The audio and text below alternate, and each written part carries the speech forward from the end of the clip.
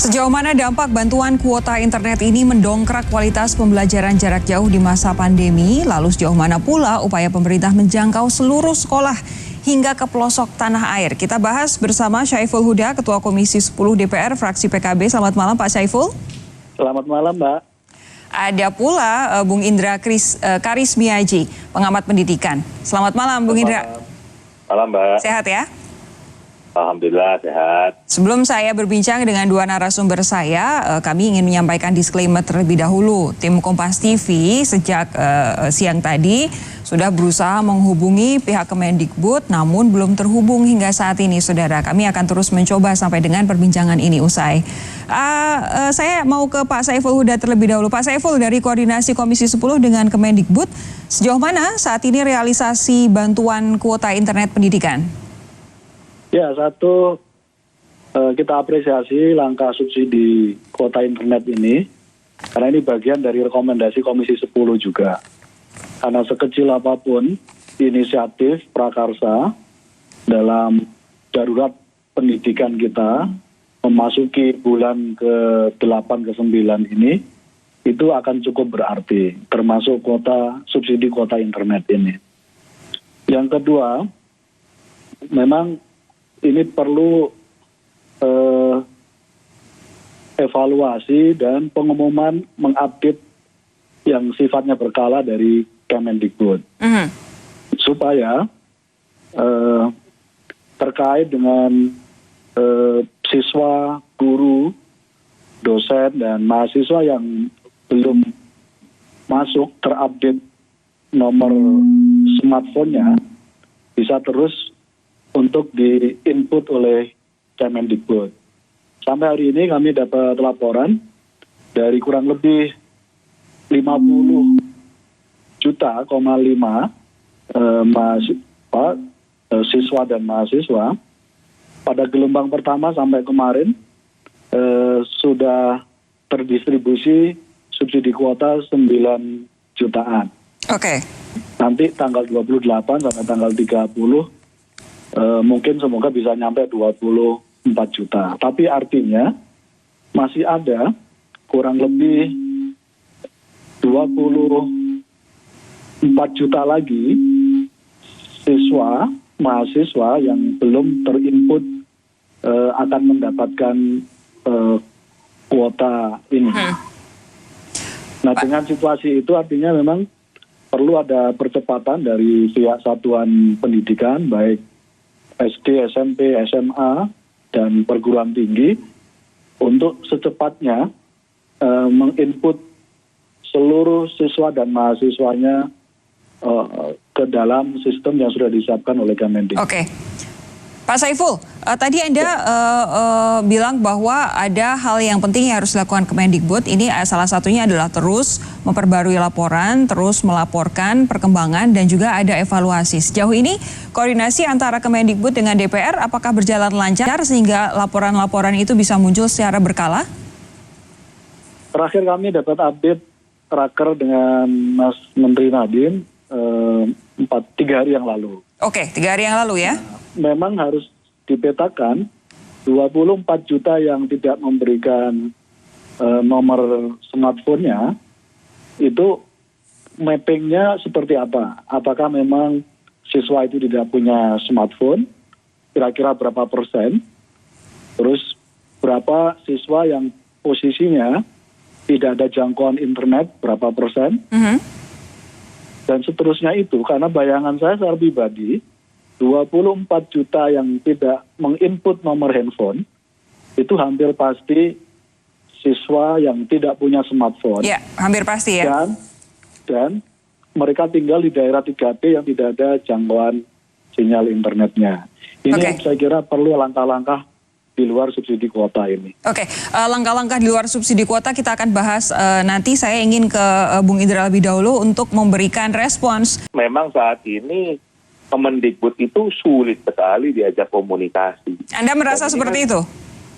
Semua orang merasa seperti itu. Oke. Pertanyaan yang sama. Kebatinan seperti sepertinya. Pertanyaan yang sama untuk Pak Saiful. Pak Saiful, kalau kemudian ada anggota ombudsman saja yang katanya menerima pesan jadi penerima bantuan kuota internet, apa yang bisa Anda catat dari ini? Ya, soal data itu tidak terkecuali di dunia pendidikan, memang harus diakui banyak kendala dan belum komprehensif.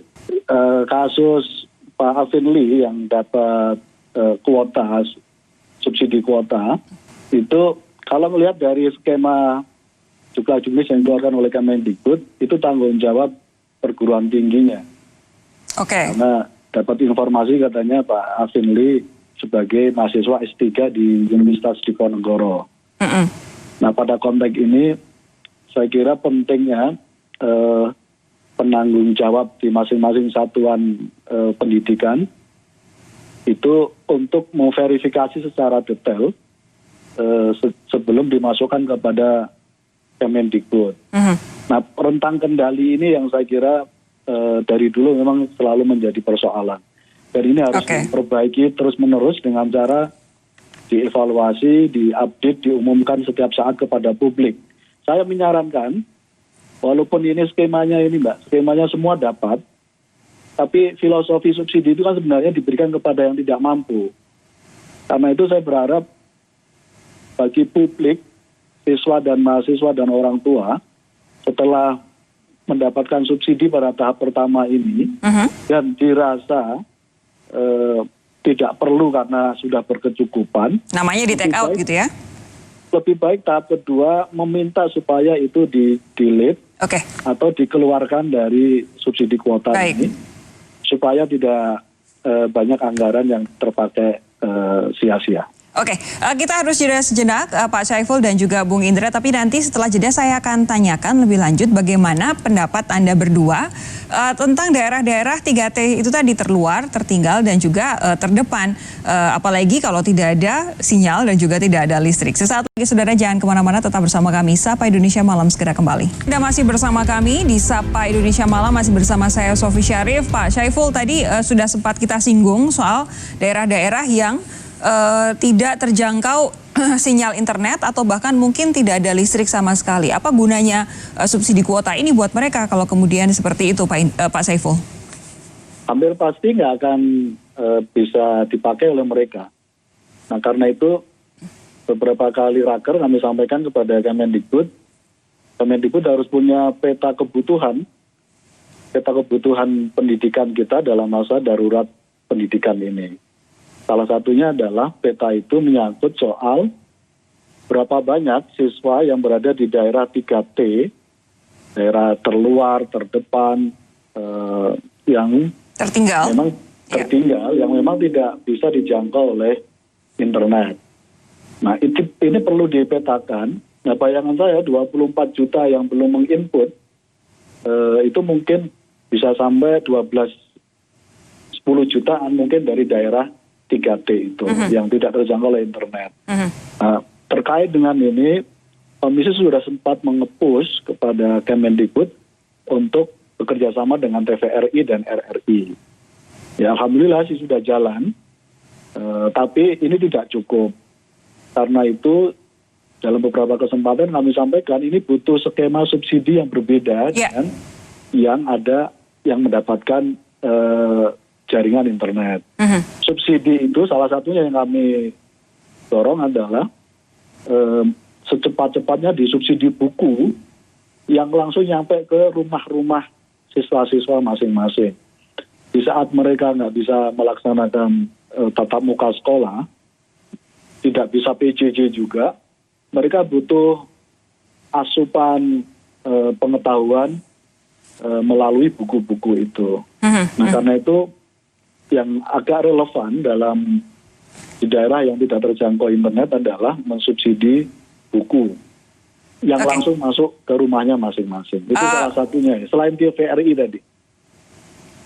Bung Indra, karena yang mengelola subsidi kuota ini Pusdatin di Kemendikbud, saya berharap teman-teman Pusdatin bisa memproteksi semua data ini, dan kerja keras Pusdatin kita apresiasi, termasuk dalam rangka untuk memproteksi semua data supaya tidak bocor ke mana-mana, Mbak. Oke.